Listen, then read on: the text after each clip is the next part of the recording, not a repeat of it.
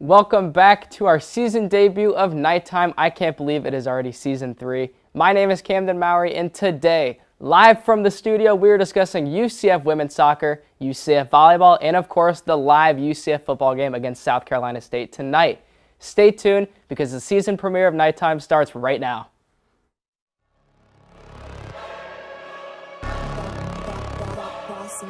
Things gon' change when I really hit the field. Undefeated chance, man, you know what's the deal. Tryna find a kid, I'm in the field doing drills. Boy, you just a sucker, you ain't never keep it real. 3 rings in my hand, I'm a warrior to the max. When I hang it up, they gon' have to give me plaques. Step up in the building and I only bring the facts. When I make a highlight, they gon' replay, run it back. Okay, always locked in, now I don't got time to lax. Saying he the best, he could take a lap. Batted 1,000 when you check the stats. Boy, is you ready? You ain't gotta ask.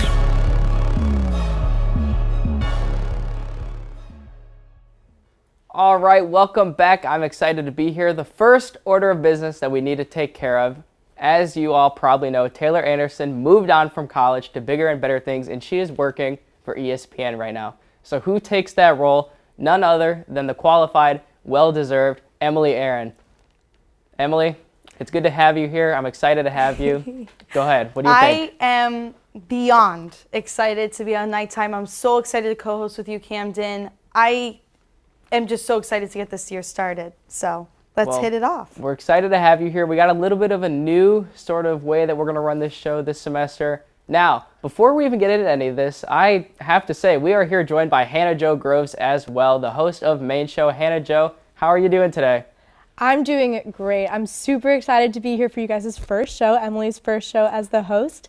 And I feel really honored to be with you guys, especially you, Camden. That's right. You bring that energy today because we got a big game coming up. First of all, let's go ahead and talk about women's soccer, which I know you sideline reported at that game. We did defeat Florida Gulf Coast 3-1. This was no pushover win. We just came back off 2 ties in a row. We really needed that win. Emily, I want to hear your thoughts about this game. I think our team was on fire. We started off a little rough at the beginning, but then we came back in the end. Kristen Scott scores 2 goals, Mallory Olsen with 1, and our girls soccer team is just amazing. They're so good. Hannah Jo, what do you think about our team? How do you think it's looking for them? And I mean, you were there. So what was your experience with the soccer team? Yeah, I was super impressed by their mental endurance and fortitude. I saw their faces when that first goal was scored by Louise Lilleback, who is amazing. She's from Sweden. She's FGCU's top scorer and has been for the past few years. I saw their faces kind of drop, and I was like, man, was this game just decided within the first 90 seconds? But no, they came back, and Caroline Delisle refused to get any more balls past her. She was there for every single one after that, and then Kristen Scott stepped up and tied it up, and then even added to the win along with Mallory Olsen. So they impressed me because not only did they have that first really early goal by Lilleback, they also had an hour-long lightning delay. And that can really get in your head. I mean, you're out on the pitch for 90 minutes, and then you add an hour onto that in the middle, and then it kind of gets, you know, you can get in a weird mental state there, but they didn't let that get to them. They kept playing their game, and they ultimately came out with the win. I was very impressed with them. Well, you made a lot of good points there. I do want to say that girl that you said for Florida Gulf Coast, Lilleback, I think that's how you say her name. Yes. She's their second leading goal scorer in history of Florida Gulf Coast. Oh my gosh, that's amazing. Right. I want to give a shout out to that coach. All right, I know y'all know I know him, but he has over 400 career wins, right, in his whole entire career. He is no slouch. That team, really good. Impressive win to come back after giving up that goal in 90 seconds. Now, I want to touch on Kristen Scott, of course. That girl was different, all right? She scored 2 goals, which we call a brace in this sport. I just learned that over the last weekend. Nice. But you could tell that she was different, right? She had 3 to 4 scoring opportunities, and watching her, it just every time she touched the ball, good things look like they're about to happen. Emily, did you see anything from Kristen Scott that you liked this week? Every time I watch her play, I'm like, that is amazing. She is just always on top of her game. She's always a team player. She's a team leader. She scores the most, usually in every single game. This girl is on fire, man. Like, she is always on it. Hannah Jo, what do you think about Kristen Scott? Do you think she's going to stay consistent with every game with how she's been playing recently? Absolutely. Absolutely she'll stay consistent. She was so humble. I got to talk to her after the game, also part of my sideline reporting duties. She was so trying to tell me that she just was outrunning the defense. I asked her, what opportunities did you see in the defense that you could kind of take advantage of and find a way to score? And she was like, well, I'm faster than them. And she's right. She's super speedy. She can see the holes and run right into them and find a way to score. And I think she'll continue to do that. I mean, FGCU had a pretty impressive defense. They were very aggressive, but she didn't even let that get in her way. So I think we'll continue to see really great things from her. Well, you're absolutely right. I got to talk to her. She was so nice, and so was everyone else on the soccer team that I got to talk to. Just really impressive. I believe it was her 27th career goal. Now let's move on to the other side of the ball, maybe the less glamorous part. Caroline Delisle had some more impressive saves. I wish I could get the footage, but due to ESPN not letting me copy their thing, even though we're using it for, purposes where we don't get paid, we still don't get to use it, but that's fine. Caroline Delisle had those 2 great saves. I know I showed you them yesterday, Emily. Do you remember how good they were with her reaching up? I mean, what do you think about Delisle? She's incredible. She's absolutely incredible, and we see this almost every time she plays. Her saves are record-breaking. You're amazed, basically. You're like, how did she do that? How in the world was that possible?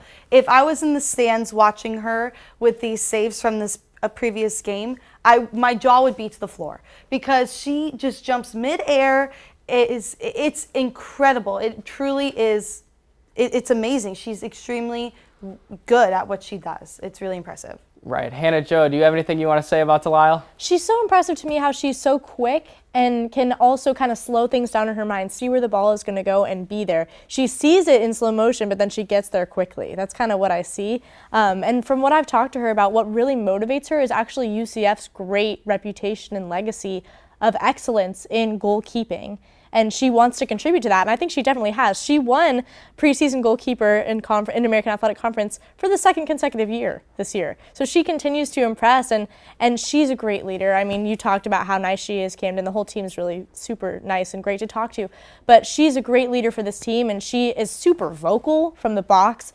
She refuses to kind of be stuck in her own little island. She is very much contributing to the team, even when they're on the other side of the field.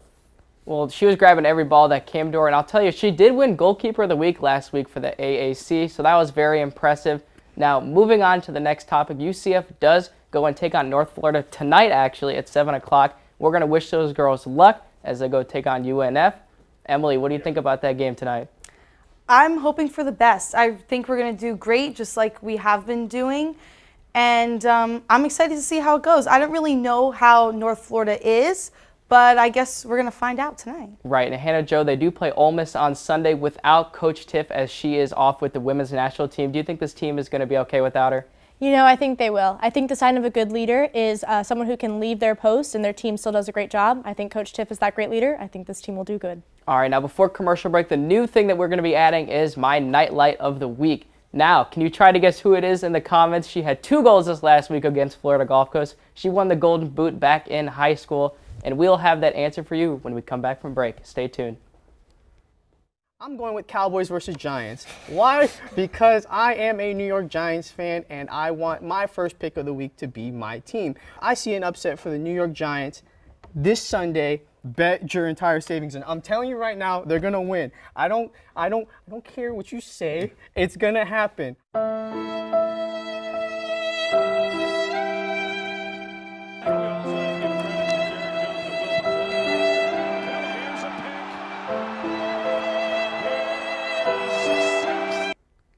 I have to go with the Raiders, I think, for this one. I don't see them losing.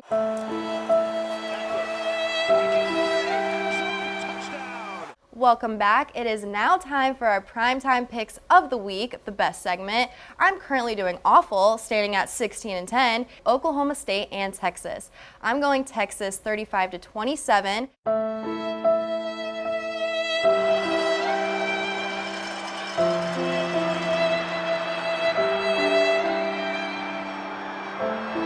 All right, Jeff, don't tell me your winner, but who is going to the Super Bowl? The New England Patriots. Oh my gosh. Oh my God. And the Tampa Bay Buccaneers. God. The Oh NFL is gonna God. the NFL is gonna make it happen.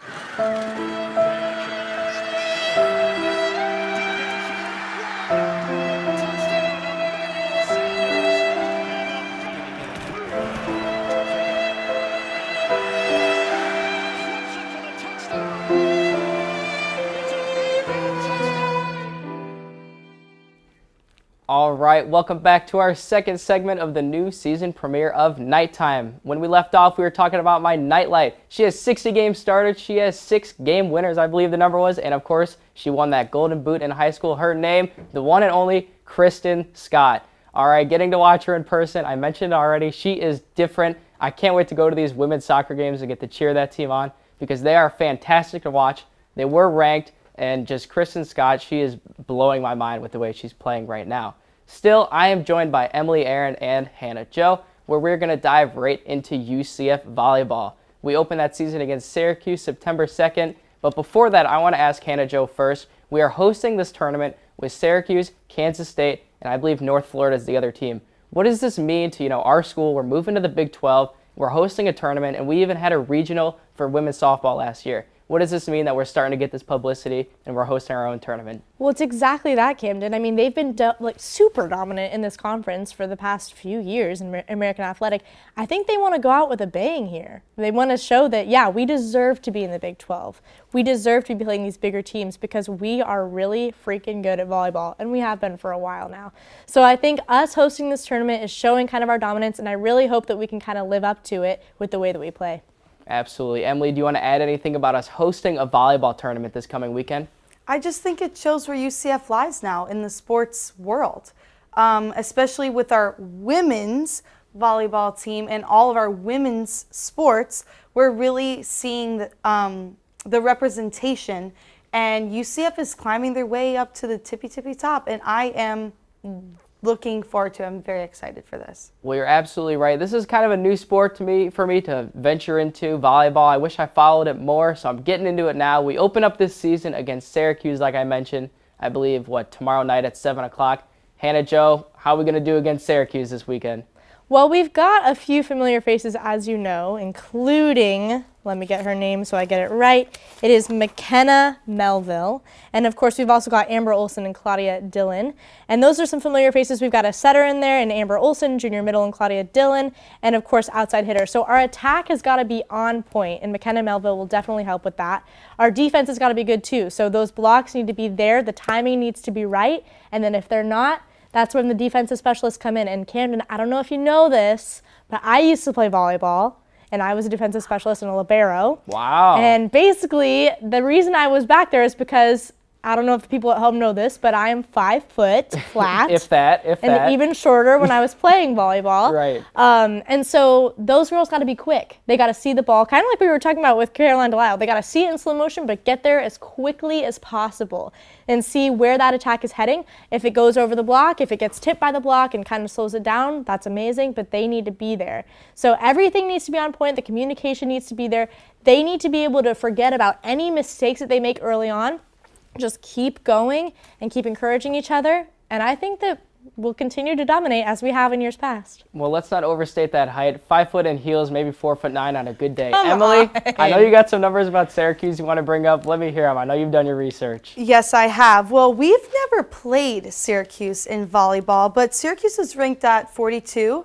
So I'm a little curious on how this game is going to go. Either it's going to go one way or it's going to go the other, but I have very high hopes with how our volleyball has been in the past and with how great our volleyball team is. I really think we got this one in the bag. Well, you're absolutely right. There are only 2 outcomes in volleyball, so that is a good point. The next day, they do play against Kansas State, September 3rd. I believe that is a Saturday. Correct me if I'm wrong.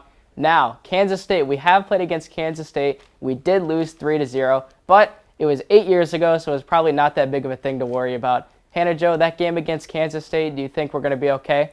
Well, actually, I don't know, Camden. I mean, we're yet to see how we're doing, but KSU has been doing really well so far. They're 3-0 for the first time since I think it's 2013. So they've been really proving themselves so far this season, and we haven't gotten a chance to play yet. However, like I said, if that communication is there, depending on how well they do against Syracuse, their momentum that they've got going, it could be a tough battle, but of course, I'm going to say that UCF comes out on top. Well, you're absolutely right. It is hard to tell since we have not played yet. I do want to say this. We're looking at bigger and better things. We've won, I believe, 4 AAC championships in a row in volleyball. So, Emily, what do we need to do to repeat as a 5-time AAC champion in a row? Well, last time we won the AAC champs, we won 3-1, actually. So we were doing pretty good, and I think with how amazing our volleyball team is, there's some things you can always work on, but I think we're pretty good. And obviously, practice makes perfect. So as the season goes on, we're going to see how our volleyball team is doing. Now, of course, we all know I have very high hopes for them, but we'll see how the season goes. And I definitely think we might see them back there. Well, Hannah Jo, I want to ask you this now. She said that our team was pretty good last year. They were 27-7, right? 19-1 in the conference. Do you think this team can do better than that this year? I want to say yes. The likelihood that they'll probably do about the same is probably more likely, but I'm going to be in the spirit of optimism and happiness and hope, and I think that they'll do even better. I think, again, they have so much motivation now to show what they've got in this last year in this conference and say, hey, yeah, we deserve to be in this bigger conference. That we're leaving you guys and we're going to come out on top. I think that extra motivation might give them a little bit of an extra edge there.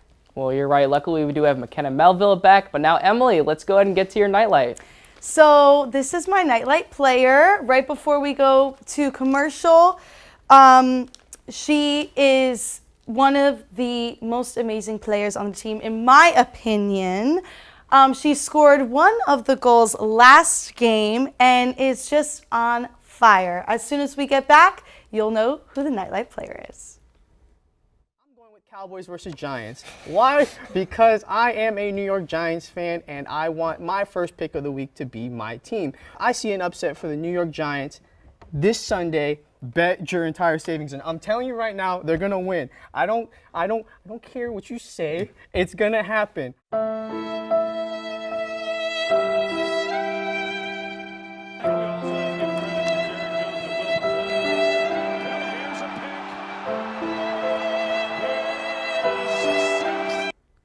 I have to go with the Raiders, I think, for this one. I don't see them losing.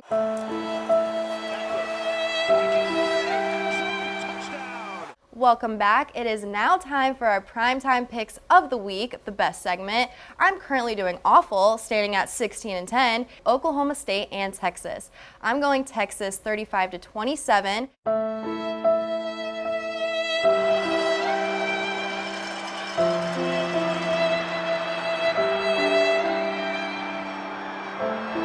All right, Jeff, don't tell me your winner, but who is going to the Super Bowl? The New England Patriots. Oh my gosh. Oh my God. And the Tampa Bay Buccaneers. God. The Oh NFL my is gonna God. the NFL is gonna make it happen.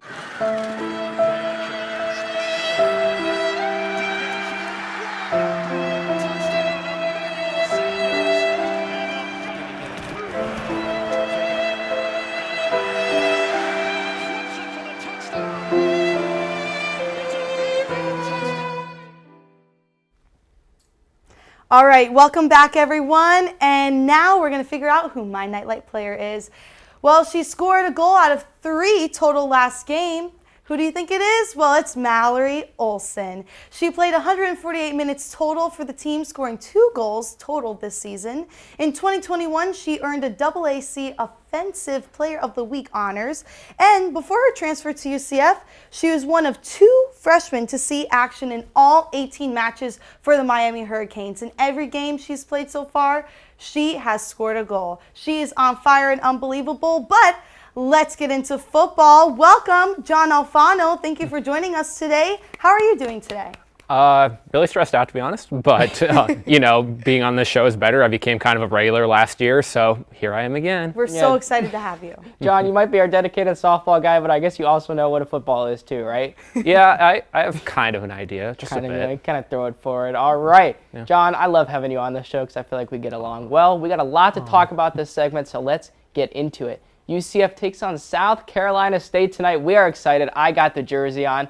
Does anyone want to go first on how we're going to play against South Carolina State tonight? Amazing. Sorry, yeah. I just ran right into that one.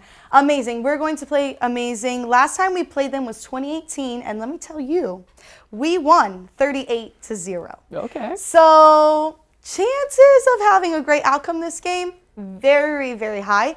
But that was also in 2018, and we have new starting players, and we got a new lineup. So I'm looking forward to it. I will be at the game. I hope to see everyone else there. It's going to be a great game, and I think it's going to be in UCF's favor. Right, none of us are crazy to not take UCF, but South Carolina State did win their conference last year, and they also had a great win against Jackson State. John, does South Carolina State do they have any chance tonight to beat UCF? No. I like it. Do I need to elaborate more? No, you're good. No, go ahead. I'll do it anyways. The last game we played against them was 38-0, and they actually have never scored a point against us ever in 3 games. It was 38-0, 38-0, and I believe 17-0, like almost 20 years ago. Wow. So yeah, we have a kind of a history of dominating them, and yeah, I don't see that changing anytime soon. So here we are. All right, one thing we do have to talk about, since we did not get to talk about it because last week was a mock show, John Rice Plumlee did get the starting job over Mikey Keene. Now, Keene did start last year. He's kind of a filler, played a couple games, led us to a sneaky 9-4 season. Emily, what's the tape on John Rice Plumlee saying? Well, I think he's going to do really good. I think, this is something our team needed, but also at the same time didn't really need. I think, he's going to be an asset to the team, but he's going to be put to the test today, and we're really going to see what he can do because this should be an easy game for him.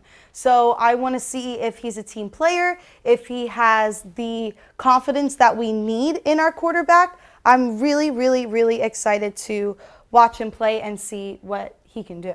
Well, you're right. Tape does show he's a runner. He had over 1,000 rushing yards in 2019. John, will this guy be able to throw the ball tonight? I think he will. I mean, like Emily said, it's starting off in the easy game, and this is no disrespect to Mikey Keene because I have a ton of respect for him coming in last season, thrown into the fire, and doing as well as he did. But Plumlee is definitely the better choice here. Like, Gus loves his running quarterbacks. You saw it during his years at Auburn and even before that. So I really like the scheme fit here with Plumlee, and I think he's going to do fantastic. Well, we're definitely really excited to watch him play tonight. Hopefully it's just a tune-up game and we blow this team out. Now, some players we're excited to see. Ryan O'Keefe is back, and he looks bigger and better than ever. Isaiah Bowser is back, but he might be splitting carries with Johnny Richardson.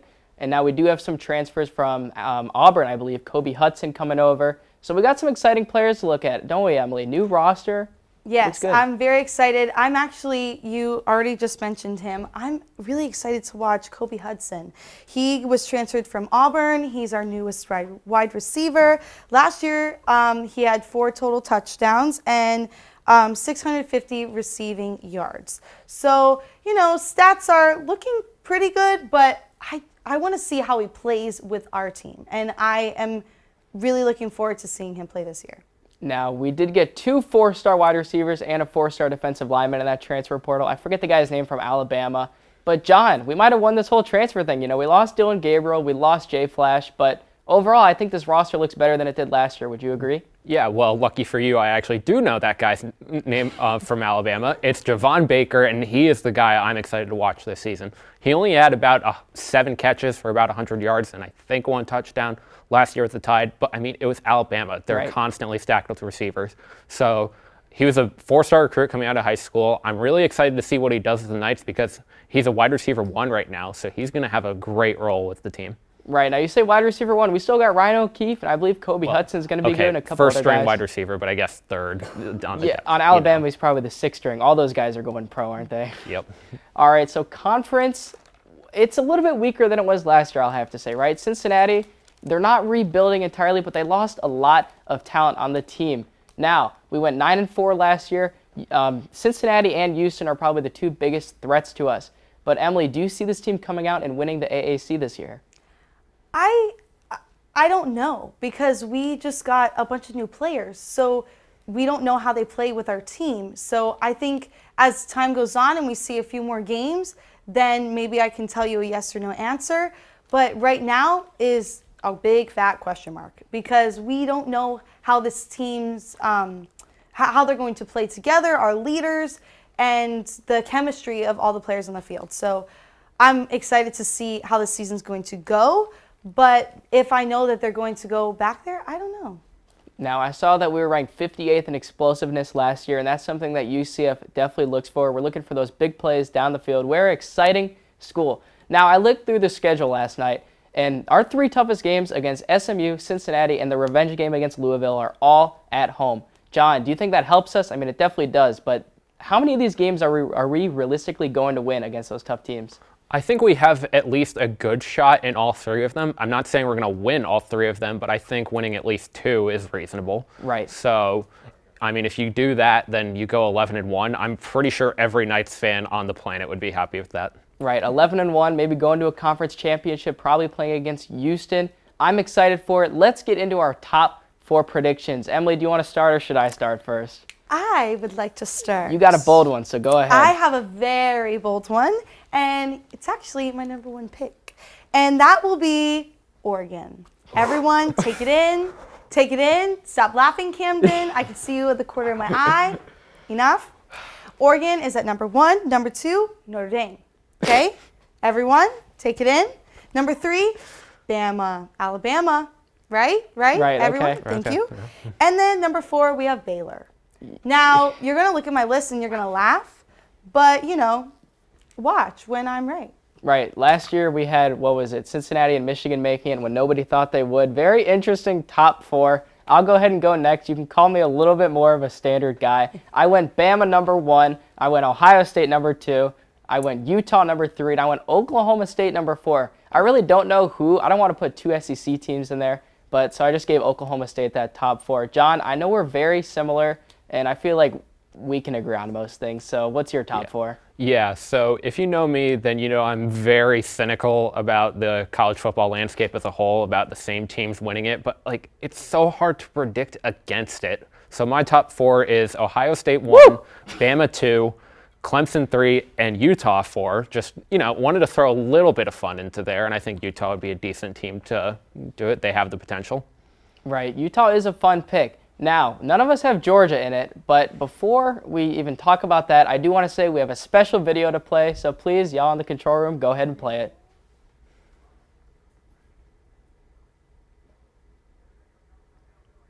Oh my god. I wish Emily and Camden good luck for this nighttime series. It's going to be so amazing. Since I did win primetime picks last season, I wanted to go ahead and give you guys my top picks for the college football playoff. I'm going to go Alabama, Georgia, Ohio State, and Clemson. Going with the safe picks because I didn't do that last fall and it did not work out in my favor. So that is going to be my top picks. I wish you guys the best of luck. I miss hitting the field so much. And as always, go Knights and happy game day. All right, that was the lovely Taylor Anderson. Nothing much to say about her. Her picks are very nice. Hey, all right, we miss her here. I'm sorry, but that was so cute. I Right? loved that. Hey, little surprise I wanted to throw at you guys. I still told her I wanted her to be a little bit involved in this show, and she did give her those top 4 predictions where she did have Georgia in there. Now, let's go ahead and get to this game of the week because I'm pretty sure we're running low on time. We've got Cincinnati playing against Arkansas. Emily, I'm going to let you go ahead and start with why you think Cincinnati's going to win. Cincinnati is going to win 100%. Thank you very much. Let me tell you, Arkansas is in the SEC, and their teams are just built different. So I think, Cincinnati has a pretty good chance. And we got Desmond Ridder as our quarterback and Jerome Ford. We're good to go. Now, I don't know about Arkansas, but Pittman said that Fickell led them with confidence, and nobody in college football has done like what he's done with the team. So even Arkansas's coach is saying that Cincinnati's coach is doing a better job. So just wanted to point that out there. Camden? I just want to say you're so wrong about so many things, but that's okay. All right, Fickell did come from Ohio State. He was okay, and I'm so glad that he's rebuilding over there at Cincinnati. But they lost a lot of talent last year, right? I'm going with Arkansas. Woo Pig. If they start out 4-0, they could go up against Alabama as a top 10 matchup. John, I want to hear your thoughts about this game. All right, Emily, your college football playoff predictions were not good, but this is a good prediction. Woo! So, yes, you're right, Camden. Cincinnati lost a ton of talent from last year's team. Sauce Gardner, Desmond Ridder, all that. But, they're still a really good team. These teams are not that far apart. I believe Arkansas is 19th in the rankings and Cincinnati's 23. Mm-hmm. So I like Cincy's chances of going into Fayetteville and pulling off the upset. And it'll be a big statement for the AAC, and future Big 12 teams. So, yeah. All right, that's going to be all that we have. Go Knights. Let's go ahead and win this game. I'll see y'all next week. Thank you all for joining.